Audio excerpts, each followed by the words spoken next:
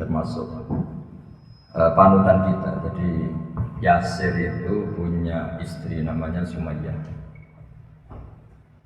Kata Rasulullah SAW, Yasir dan Sumayyah itu awalu syahidin fil Islam. Terus pertama orang yang mati bela-belain agama Allah ini sinten? Yasir. Bapaknya sinten? Ammar. Ini perlu diketahui. Jadi kalau sampean merantau terus agak miskin, agak susah itu masih sepele. Dulu itu Yasir itu sampai meninggal demi bela-belain agama Allah. Sebetulnya bersamaan dengan itu Bilal, tapi Bilal gak jadi mati karena ditebus ya Pak? Abu Bakar. Ini penting sejarah ini untuk melatih kita ikhlas. Terus misalnya ada seorang mubaligh atau siapa saja yang dengan tanda kutip kadang merasa fasilitas dari yang undang kurang ini kurang itu. Sekarang tuh enak, pidato atau dakwah itu sudah diletakkan di depan, disuruh ngomong, kadang dihormati macam-macam. Dulu itu enggak, yang namanya dakwah itu pasti dipukulin. Jadi dulu yang namanya dakwah mesti apa? Dipukulin, disiksa. Sekarang yang namanya dakwah itu dihormati. Jadi kalau ada yang masih ngeluh itu keterlaluan. Karena sudah sedemikian rupa. Kemudian setelah Yasir dan Sumayyah itu meninggal, Ammar itu ikut Rasulullah SAW di Madinah. Dia akhirnya juga tuwfiya syahidan bela Sayyidina Ali. Terus di antara khazanah Islam itu tidak hanya cerita keceriaan tapi juga cerita penderitaan. Bapak saya itu ketika saya latihan ngalim, yang paling saya kenang setiap ngimami subuh itu baca ayat wasama idatil buruj wal yaumil mau'ud. Saya cerita sedikit, semoga teman-teman Korea, terutama yang di Masjid Ammar bin Yasir ini, karena tadi dengar saya sungkan mau cerita keceriaan karena namanya Ammar bin Yasir, ini nama penderitaan. Bapaknya yang menderita, anaknya menderita. Semoga yang pakai nama ini sudah selesai penderitaannya, karena sudah dihabiskan oleh keluarga Ammar bin Yasir, sehingga stok penderitaannya sudah selesai. Seperti miskin kita, buyut kita miskin, bah kita miskin. Masa sampai cucunya masih miskin? Semoga malaikat yang ngurus miskin sudah selesai. Di surat wasama idatil burud itu asbabil burudnya adalah para sahabat ketika sering disiksa oleh orang-orang kafir, mendapat perlakuan buruk dari orang-orang kafir. Kalau dalam bahasa agama itu udzibu fillah, mereka disiksa demi bela-belain agama Allah. Itu karena tahu Rasulullah SAW itu doanya mustajab. Itu ngerayu gini sama Rasulullah, ya Rasulullah, engkau kan doanya mustajab. Kita ini disiksa terus. Mbok berdoa supaya keadaan ini berubah 180 apa? Pas itu orang Islam baru 6, baru 12. Kan umat Islam dulu masuk Islam itu satu. Jadi kenangannya Abdul bin Mas'ud, saya orang ke-6, kenangannya siapa? Saya orang ke-7. Satu. Singkat cerita, Rasulullah yang akhirnya mendengar itu, pertama Nabi itu agak rileks. Kemudian Nabi kaget, akhirnya beliau marah. Jadi Nabi itu unik, dimintai doa untuk supaya ada jalan keluar atau ada kemenangan Islam, Nabi marah. Dan kemarahan ini yang kita tiru. Tapi bukan marah emosi kayak kita itu. Marahnya Nabi itu beda dengan kita. Kalau kita marah itu emosi terus nggak karu-karuan. Kalau Nabi itu marah itu ghirafillah, jadi apa ya? Ada ekspresi kejengkelan untuk menunjukkan kalau itu sesuatu yang tidak baik. Kalau marah kita kan emosi, dendam, terus nggak karu-karuan. Nabi kaget terus beliau duduk ngendikan begini. Apa kamu minta menang sekarang? Kamu minta futuhat sekarang? Kamu minta kebahagiaan sekarang? Dulu kata Nabi, inna mangkana qablakum, orang-orang sebelum kamu ketika iman itu layu da'ulahul min syarfi mafroqi roksi, geraji itu diletakkan di sini, terus digeraji fayasukuhu sikkan, kemudian dari digeraji itu terbelah menjadi 2. Intinya kamu baru gini saja cemen, baru ngumpulin uang untuk beli gereja jadi masjid saja sudah cemen. Harusnya berjuang itu kayak orang dulu. Taruhannya apa? Nyawa.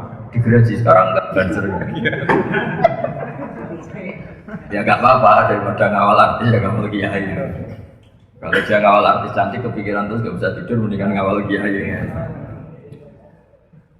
Saya ulang lagi ya. Jadi Nabi memperbandingkan wa inna mangkana qablakum, orang sebelum kamu gara-gara berjuang itu la yudha'ulahu min syarfi karena iman itu yudha'ulahu ukhdud, dibikinkan ukhdud. Ukhdud itu parit, cekungan parit atau ya parit lah kalau orang Jawa bilang.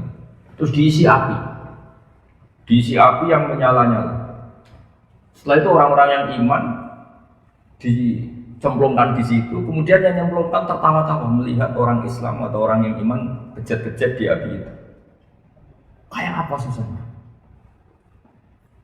Nah, itu yang disebut di wasama idzatil buruj wal yaumil maut wa syahidin wa masyhud utila ashabul ukhdud terus annari dzatil waqud itsum alaiha qurun wa hum ala ma yaf'aluna bil mu'minina syuhud. Jadi api diparit, dinyalakan ya kayak api yang dipakai bakar apa itu? Bukan bata, yang lebih ekstrim untuk bakar gamping itu. Nah, untuk bakar kampur itu kan ekstrim betul, di cekungan terus apinya besar, pohon kelapa saja gak dipecah ya langsung utuh, ya langsung hangus saking panasnya Pak. Lalu itu orang Islam dicemplungkan di situ sambil dikebok tertawa-tawa. Di sini an-nari dzatil waqud idzum 'alaiha qud. Mereka yang menyiksa itu duduk-duduk di situ melihat kejat-kejatnya orang-orang Islam. Wa hum 'ala ma yaf'aluna bil mu'minina syuhud. Dan mereka menyaksikan kematian itu. Suwama naqawum minhum illa yu'minu billahil azizil hamid. Dan penyiksaan itu semua hanya karena yang disiksa mempertahankan iman kepada Allah Subhanahu wa ta'ala. Kayak apa? Jadi saya itu kan kecelok kiai, kecelok wong alim. Itu kalau nuntut orang yang undang kita itu malu betul. Kita sekarang itu sudah enak, pidato dikasih fasilitas, mubalek dikasih fasilitas. Bahkan difasilitasi dikawal apa? Banser. Karena kalau nggak dikawal banser, kiai itu kalau makan jajan sidik, kalau nggak ada banser nggak ada yang habiskan. Ya hikmahnya ya itu. Makanya kalau makan dia senang pikir apa? Kiai. Karena pikir kiai kan paling lak.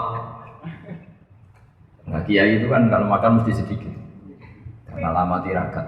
Nah ini yang penting ya bansernya itu.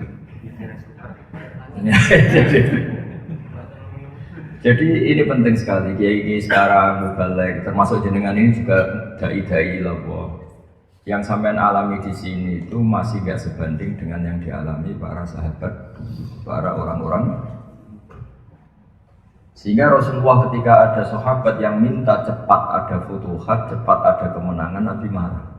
Kamu baru gini saja cemen, kira-kira gitu kalau bahasa Indonesia. Kamu baru gini saja cemen. Orang-orang dulu gara-gara iman digergaji, gara-gara iman dibakar di api, gara-gara iman mengalami seperti ini. Akhirnya sahabat nangis, ya sudah ya Rasulullah, kita tidak akan cemen lagi. Sekarang kok cemen apalagi keliru sekali sekarang ya tadi sudah mulia dikasih panggung, mati dikawal apa? Besar. Mau tuh kayak apa mulia lagi sekarang? Nunggu aja Allah sing sampai. Kurang sanggup nih, kurang apa nih? Ya Allah, amit. Itu tobat non. Jadi tobat bukan masyarakat dok kiainya juga. Bukan apa-apa, ini penting saya utarakan supaya dengan membaca sejarah seperti itu. Dulu yang namanya berjuang itu diantara sifatnya kata Allah wa udhu fi sabili. Mereka tersakiti ketika menuju jalan kata Allah. Artinya orang dakwah dulu itu tersakit-sakitan. Kalau jenengan di sini sakitnya apa coba? Kalau nggak punya uang support gitu. Kangen keluarga yang dikangeni nggak kangen itu saja itu sakit betul. Kangen keluarga ternyata yang dikangeni Tidak kangen. Nelpon istri, cek urut toh mas. Itu luar biasa. Fakta. Tapi karena kulino ya ada break saja, dinikmati saja.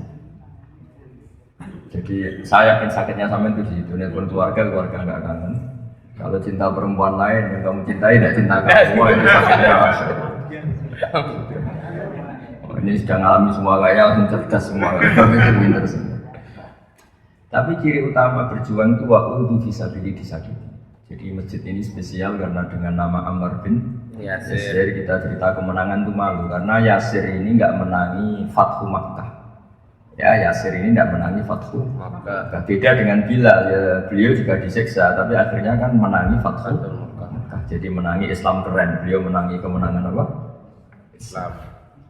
Nah kemenangan Islam itu ditandai wara'aitan nasa yadkhuluna fi dinillahi afwaja. Kamu melihat manusia masuk Islam itu bergelombang-gelombang.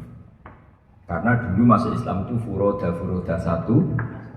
Tapi setelah Fathu Makkah, kampung ini masuk Islam, kampung ini masuk Islam, komunitas ini masuk Islam, bentuknya masif. Nah itu namanya apa? Afwaja, apa? Bergelombang. Wah itu sudah kayak sekarang di Korea ini. Menurut saya sudah saatnya afwaja, meskipun lewat imigrasi. PKI. Enggak apa-apa. Sementing Allah disembah di buminya. Jadi ciri utama agama itu ayyu'badallahu fi ardi. Allah disembah di buminya.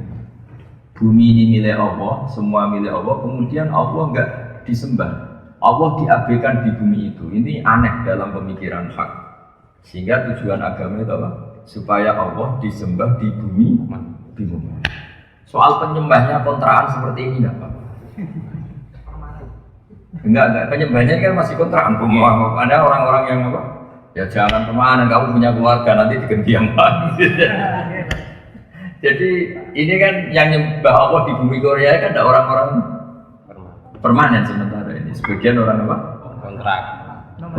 Nomaden atau kontraktor. Enggak apa-apa. Dulu pertama kali Medina ada orang nyembah Allah juga pendatang dari Makkah.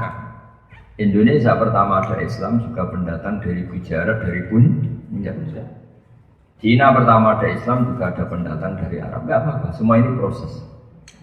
Sementing sampean jangan tergesa-gesa untuk segera menang gemilang. Itu Nabi tidak suka. Seperti tadi sahabat yang usul supaya Nabi minta sama Allah berdoa supaya langsung menang.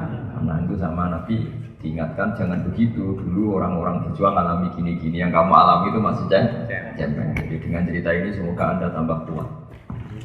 Terus hikmah kedua menamai dengan Ammar bin Yasir. Terus tadi saya lihat data di bawah ada Masjid Abu Bakar ya, ada Masjid apa? Mushola Umar. Itu bagus sekali untuk penguatan mazhab ahli sunnah wal jamaah atau aswajanya Nahdlatul Ulama. Kenapa saya katakan penting begini?